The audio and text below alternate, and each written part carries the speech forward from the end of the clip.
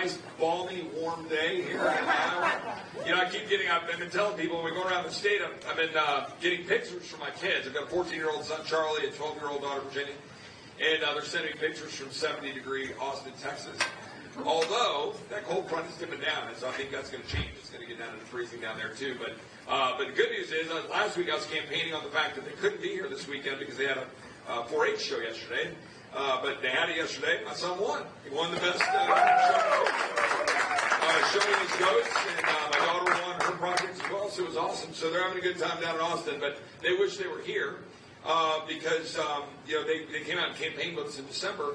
Traveled around with the governor as we were going around the state, and we were talking, and they hear me talk about the reason that I'm doing this is because I believe in Ron DeSantis.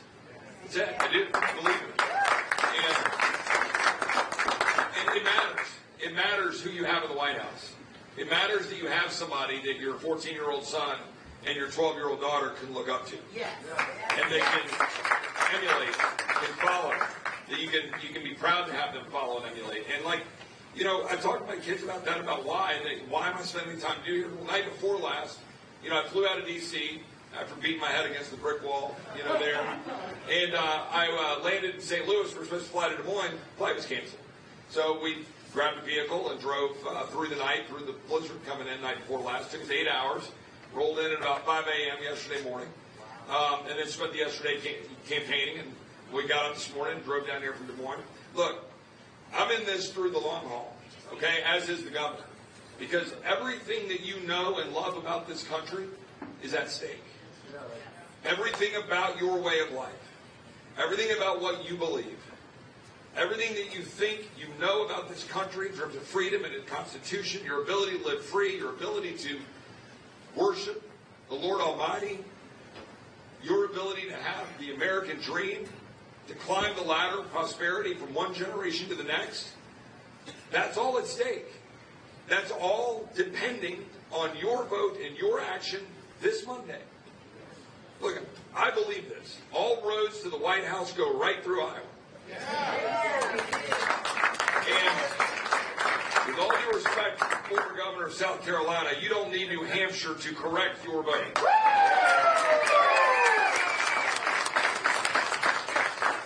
You all have an opportunity that most of us don't have. I don't have. You all have the opportunity to set the stage for America. You have the ability to present to America an option, a choice for the future, not a choice about looking backwards. A choice about someone who will work on your issues, fight for the things that matter to you, not about the issues that matter to the candidate. Not the issues that matter to the donors, but rather the things that caused you to get up and come out in the -6 weather and come out here this morning because you care about this country. There's one guy that is able to, has a track record of history of doing it, who can deliver for you and the issues you care about. And I know what those are. Right? You care about what's happening right now with the prices of homes and inflation and the prices of goods and the ability to afford a car. You care about what you can do with your kids going to schools and not worry about them getting indoctrinated and rather be able to be taught what you want them to be taught. You care that all of the woke stuff that Disney's pumping out and the corporations are pumping out that are trying to remake America, that stuff needs to stop. You want your country back. You want the values that you believe in to be able to be something you carry out and you're able to exercise. You want to be able to pass down to your kids a better country than you inherited. You want to be able to achieve the American dream. You want to be able to afford to live, but not just live comfortably, but be able to move up and work and not have to pay taxes and work. To have 8 million people pour across our border illegally and endanger your way of life and undermine your freedom and your well-being. I know that. But you know what? That doesn't matter. What matters today is that Governor DeSantis knows that. Yes. Governor DeSantis is the product of a blue-collar upbringing, right? His parents still live in the same house he grew up in Dunedin, Florida, right? He worked his way up, went to good colleges, but he then chose to put on the uniform of the United States Navy and to serve this country. carried out a life of public service, serving in the United States Congress, served as a federal prosecutor, served in the United States Congress, and now is governor of Florida. And he's done that because he wants to save this country. And look, when I ran for Congress in 2018, I ran on 5 things. I ran on securing the border of the United States, balancing the budget and stop spending money we don't have, restoring health care freedom, so you can go to the doctor of your choice instead of what the insurance bureaucrat tells you, making sure our military has a clear mission, the tools to carry it out, and the care when they get home, and then getting Washington the hell out of our lives. On each and every one of those measures, Governor DeSantis is by far the best candidate. And it's not even close. Now, I will say that, look, I was a Ted Cruz guy in 2016. I was his chief of staff for 2 years. He's a good friend of mine from Texas. But then I proudly supported President Trump when he was the nominee in 2016. It was a clear choice between him and the other candidate. And then I proudly supported him in 2020. And notwithstanding all of the concerns we have about the election in 2020, let me just be very clear. When you shut down the economy, when you shut down government, and when you allow states to create millions of mail-in ballots, you're going to get the fraud that kills your own election. And I got to tell you something.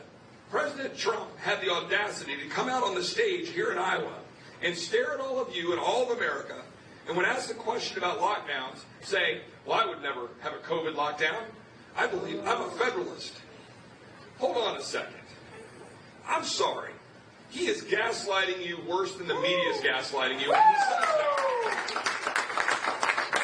With all due respect to former President Trump, we did shut down the biggest economy in the history of the world. We did put our kids in the corner and put masks on them. We did force vaccine mandates on nurses and our men and women in uniform. We did rack up $8 trillion of debt as a result. That was wrong. He should acknowledge it was wrong. And instead of attacking Governor DeSantis and saying somehow it was his fault, we should recognize that Governor DeSantis was the guy that opened up Florida, gave us hope, along with Governor Reynolds. God bless you all for having a great governor like Tim Reynolds. Opened up the economy, gave hope, had our schools open, gave places for kids to go, and in the process of doing all that, created a place for economic growth and opportunity, cut debt by 25%, took on Disney when they said he couldn't, and made it to where we could have hope again for the future for our kids and grandkids. And that's what we want in the Oval Office. Yes. So I'm going to close with this and introduce my good friend to come on to talk to you all about why his support for the governor is wrapped around all of our shared belief and faith in the Lord Almighty. But I want to say this. We need someone who can win. Okay?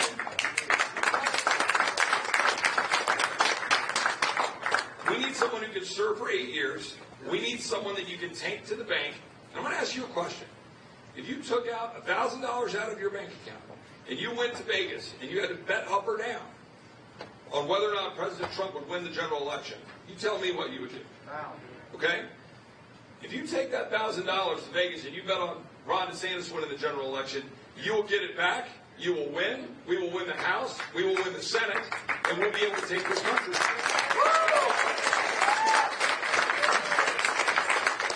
Remember this in closing.